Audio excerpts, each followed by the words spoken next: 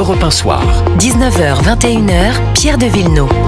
À 20h22, reprise des débats avec Vincent Roy et Georges Fenech. Bonsoir à vous deux. Bonsoir. On vient d'entendre Martine Brousse, encore très émue, bien sûr, présidente de la Voix de l'Enfant et qui appelle les différents protagonistes de l'exécutif à prendre des mesures pour que plus jamais une histoire aussi sordide, terrible, effrayante se produise de 199 victimes. Georges Fenech, Martine Brousse parlait de cette rétention de sûreté qui n'a pas été mise, n'a pas été retenue dans ce cas-là.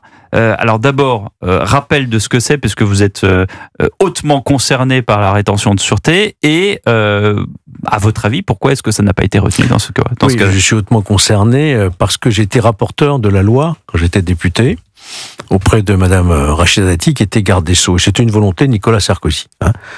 De quoi s'agit-il, la rétention de sûreté? Lorsque un criminel qui a été condamné plus de 15 ans pour des faits graves, notamment de viol, a purgé sa peine, on s'est dit, est-ce qu'on peut pour autant, s'il y a un risque de récidive par sa personnalité, le relâcher comme ça dans la nature? On s'est dit non. Après l'affaire Ebra, je me souviens, l'affaire du petit tennis qui avait été violé, qui avait ému toute la France, etc. Oui. Un récidiviste. Donc, qu'est-ce qu'on a créé? On a créé un SAS, si je puis dire, après la peine, lorsqu'il sort de prison, mais qu'une commission pluridisciplinaire estime qu'il est toujours dangereux, il présente toujours un état dangereux, eh bien, on le met dans un centre médico-socio-judiciaire fermé. Ça n'est pas une prison, mais c'est une privation de liberté, avec des soins, l'éducation, de la surveillance, jusqu'au jour où on estime qu'on peut le relâcher, voyez-vous, avec une commission qui l'examine régulièrement. C'est une bonne mesure qui existe aux Pays-Bas, qui existe au Canada, mais qu'est-ce qu'on n'avait pas entendu à l'époque, notamment de la gauche, que c'était une loi épouvantable, une loi où finalement on garde des gens parce qu'ils sont et non pas parce qu'ils font, pour ce qu'ils font, etc., etc.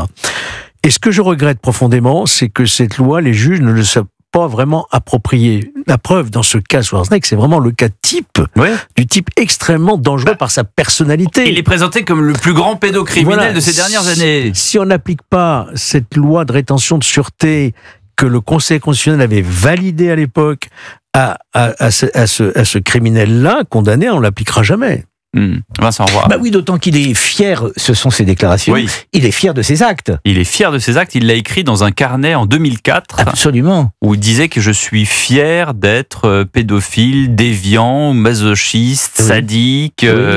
scatophile, enfin il a à peu près tous les zoophiles, il a à peu près et là-dessus, les juges, entre guillemets, pardonnez-moi, ont un doute en se disant, oui, bon, à 80 ans, peut-être que la récidive, mais c'est... là, le temps de faire que dit l'ancien magistrat Je sais pas quel âge il a. Il a 74 ans, donc ça veut dire que dans 6 ou 7 ans, il peut demander un aménagement de peine. À 80, il peut continuer à être dangereux. Hein.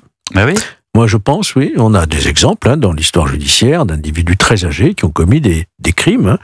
C'est parce que c'est un problème lié à la personnalité même. C'est intrinsèque à l'individu. Mais c'est ce que disait Martine Brousse à l'instant. C'est-à-dire qu'elle disait, dans sa cellule, il continuait à dessiner des enfants, à dessiner ses fantasmes, à dessiner... Alors, il faut dire que là, Georges a raison.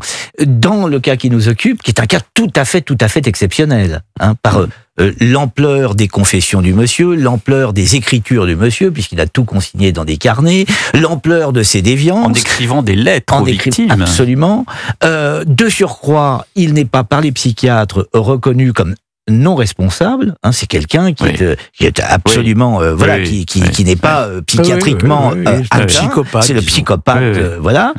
Donc là, dans le cas qui nous occupe, évidemment, la rétention de sûreté, même à 80 ans, pourrait être parfaitement justifiée. Et elle ne serait pas appliquée automatiquement. Il aurait fallu qu'une commission pluridisciplinaire, à la sortie de sa peine, dise que cet individu présente toujours, par son comportement, son attitude, un caractère dangereux. Oui. Voyez-vous, c'est facultatif, mais au moins c'était prévu par la cour criminelle. Je pense que ça aurait été une cour d'assises avec des jurés, ça aurait été prononcé. Et malgré tout, les juges n'ont pas voulu. Ils n'aiment pas. Les juges n'aiment pas cette procédure-là.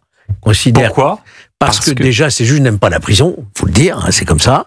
Et puis, ils estiment qu'il a payé sa dette à la société. Oui, mais attendez, on va pas jouer à la roulette russe avec des individus, des grands psychopathes comme des Fourniret et autres, que vous ne pouvez pas arrêter. Donc, vous ne pouvez pas prendre le risque d'autres victimes innocentes sous prétexte qu'il a purgé sa peine. Je note je lis une partie des motivations des juges, puisque j'ai le procès-verbal devant moi. Joël Le Squarnec a également profité de la particulière vulnérabilité des victimes en utilisant la sédation et de l'anesthésie, profitant de l'endormissement de ses patients, de l'impossibilité de dénoncer compte tenu de leur jeune âge ou de leur handicap. Il s'est montré indifférent à la douleur engendrée par les faits commis sur des victimes dont le corps était déjà endolori, soit du fait de leur pathologie, soit des suites de leur opération, certains des patients ayant parfois des drains ou des cicatrices très douloureuses. On est dans l'horreur la plus absolue. C'est une abomination. Oui, on a même retrouvé chez lui, dans son ordinateur, des vidéos une foultitude. Oui, mais pas simplement des vidéos à caractère sexuel, caractère violent, des vidéos par exemple de décapitation.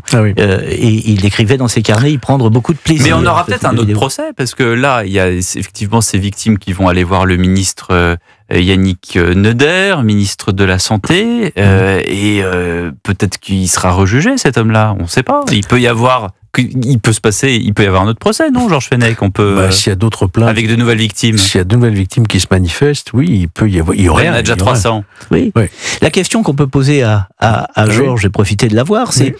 On aime beaucoup profiter de Georges. Sur cette. Alors, profitons de Georges, profitons-en.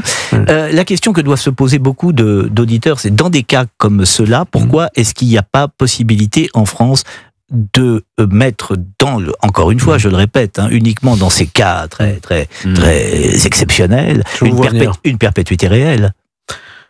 Oui, mais rien, encore une fois, dans nos textes n'oblige le juge d'application des peines à remettre en liberté. La perpétuelle peut être réelle si on ne le libère pas. Sauf que le juge peut le libérer et que le juge a tendance, au bout d'un certain nombre d'années, au bout de 20 ans, 25 ans, de perpétuité, 25 ans, de relâcher. On peut pas dire qu'il y ait vraiment une perpétuité réelle, c'est aucune chance de sortie. Ça existe aux États-Unis. Par exemple, c'est à cela que je pensais, évidemment. Non, mais je pense qu'il faut y aller. Aux États-Unis, on condamne à 512 ans de prison. Oui, parce qu'on ajoute, on confond pas, on cumule. Mais moi, je serais assez pour certains crimes odieux, de prévoir effectivement une incarcération. C'est ce que dit Vincent, c'est-à-dire un caractère exceptionnel. Voilà. Celui-ci, par exemple, me paraît être un caractère exceptionnel.